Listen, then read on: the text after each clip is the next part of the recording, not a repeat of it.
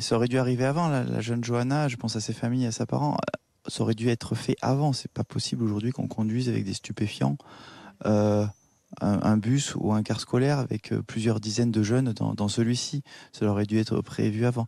Mais je le redis, on a une perte de chance dans nos villes moyennes parce que on fait pas 100 mètres, on fait pas 500 mètres pour aller à son collège ou au lycée. On n'est pas à Lyon, on n'est pas à Paris, on n'est pas à Bordeaux.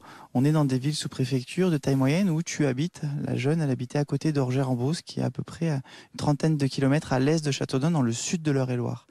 Et donc, quand tu fais ça de la 6e à la terminale, quand tu fais ça pendant 7 ans, du lundi au vendredi, matin et soir, ta perte de chance est forte. Et donc, il faut aussi travailler sur nos routes, bien sûr sur les stupéfiants, mais sur une politique globale. Un plan de A à Z plus global, plus général pour améliorer la sécurité pour nos jeunes, collégiens et lycéens, qui font des dizaines de kilomètres, qui ne sont pas internes pour la plupart. Mais donc et ça passe qui, par quoi, pardon, parfois, pour c'est améliorer 1 heure la de qualité trajet. des routes, c'est ça que vous dites? Bien sûr, la qualité des routes, les chaussées avoisinantes, il avait beaucoup plu aussi, etc.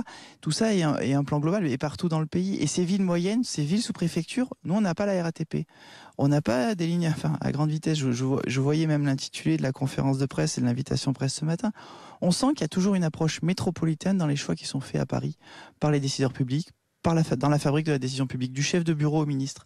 Et ça, c'est dommage pour nos villes sous préfecture, nos territoires qui sont aujourd'hui, qui se sentent abandonnés. J'imagine que cet accident de Châteaudun qui avait eu lieu en janvier reste très marquant dans votre ville. Tout à fait. Dans notre ville, dans le sud de l'Eure-et-Loir, je le disais à Orgères-en-Beauce et tout son parcours, pour les parents, la famille, pour le lycée Émile Zola, pour nos établissements scolaires, parce que dans ce bus, il y avait plusieurs établissements qui étaient touchés. Le lycée Nermont, même le CFA de Châteaudun, le centre de formation d'apprentissage lié à l'industrie. On a des jeunes qui sont à post-bac, on a 500 étudiants à Châteaudun. Et donc ces villes-là, on a envie d'attirer, on a envie de se développer. Et on a ces besoins de sécurité globale, et là de sécurité des transports scolaires, qu'ils soient pour les collégiens ou les lycéens. Et encore une fois, ils y passent des heures et des heures dans ces bus, dans ces trajets. Il y a la question de la ceinture de sécurité, il y a des multiples questions, mais ça ne peut pas se résumer qu'aux stupéfiants.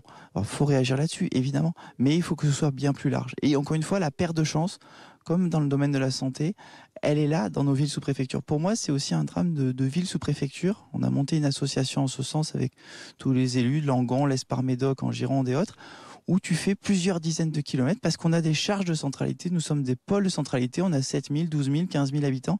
Et les jeunes viennent de 30, 40 kilomètres à la ronde. Châteaudun, ça donne un bassin de vie élargi de 80 000 habitants. Et tout ça, c'est encore une fois de la 6e à la terminale. Il peut se passer beaucoup de choses pour ces jeunes et cette perte de chance n'est pas normale dans notre République. Je rappelle l'article 1 de la Constitution française de la 5e République. La République est une et indivisible. On doit avoir tous les mêmes chances, que l'on soit à Châteaudun ou à Lyon.